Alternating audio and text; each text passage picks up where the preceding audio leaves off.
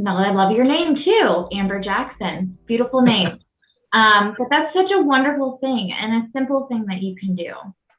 So just listen to, we read that note that Amber Jackson left. And just that simple little connection she made with I love your name. Okay. And I saw the smile that came across your face. Are we focused on doing little things like that to try to brighten somebody's day? The best marketing from this quote is a happy, engaged employee. The customers will never be happier than your employees.